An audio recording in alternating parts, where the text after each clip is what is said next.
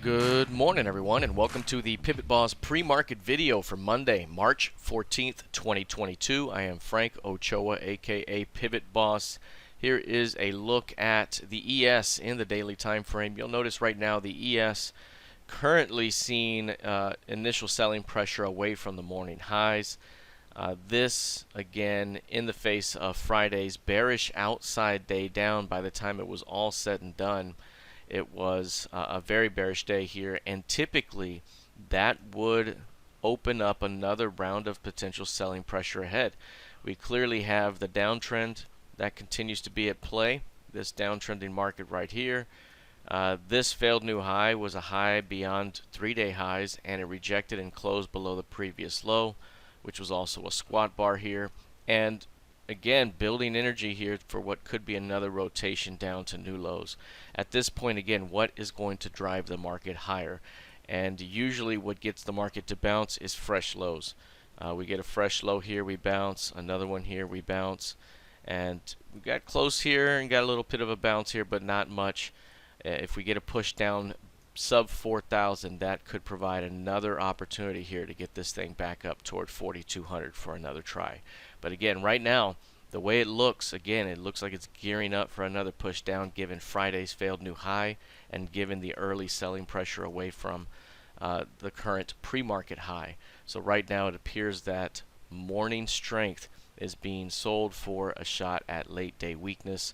Above the previous session's midpoint, 4260, opens up a bit more upside, but at this point right now, looking a bit weak.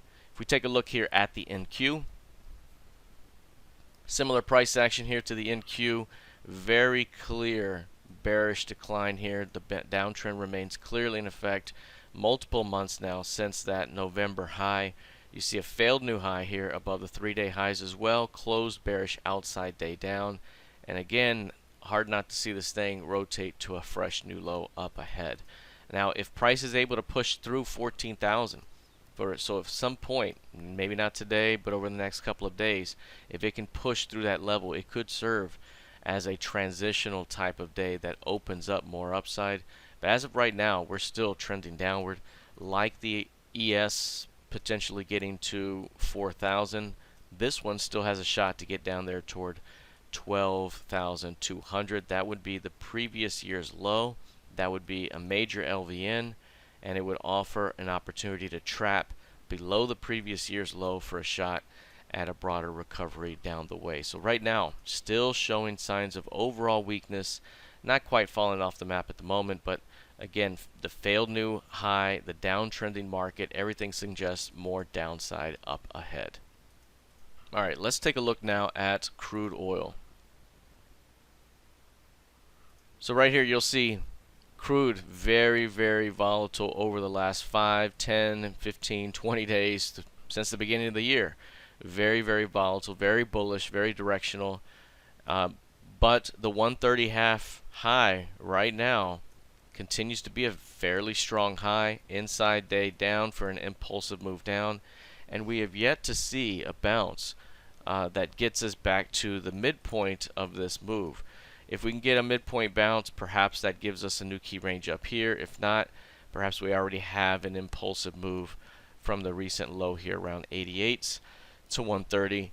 Either way, we're looking for what could be perhaps some range bound action, maybe some backfill as low as 96, but overall this market not one to really be sold still, and could continue to see upward price discovery in a very volatile fashion. At the moment, from an intraday perspective, we're seeing an initial attempt to reject the previous week's low price. If prices can continue to reject the previous week's low, it opens up a return back to 109, which is the previous week's close, and perhaps a shot beyond that. So right now, watching the previous week's low on the intraday chart. Let's take a look here at Bitcoin. Bitcoin edging higher today, about 1.23% here. What you're seeing is a bit of a failed new low below the last few days here, at least on the futures chart, and what that's leading to is a little bit of a bounce back up. Again, this market has not really seen a whole lot of directional conviction at all. it has mostly been range bound below the previous year's low. It's starting to look a bit like a rounded bottom off the lower edge of this range. Again, once we get above this zone here, 46, it really opens up not only 52s, but it starts to open up new highs for the year here.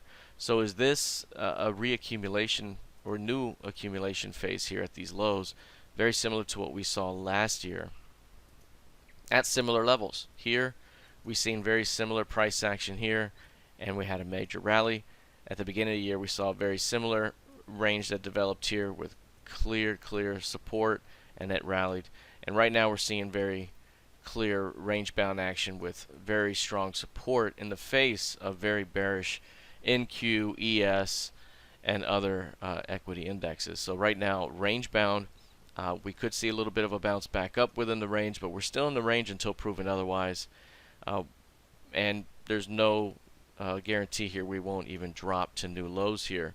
At that point, again, 26 to 28 could be very hard to pass up for a potential bear trap, as it could lead to a tremendous trap and reversal back up.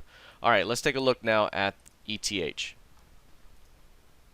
ETH also very range bound here to begin the year after the initial decline. Very clear key range here that's been at play. That key range continues to guide us here with regards to long-term targets, the long-term target of which is 46.69.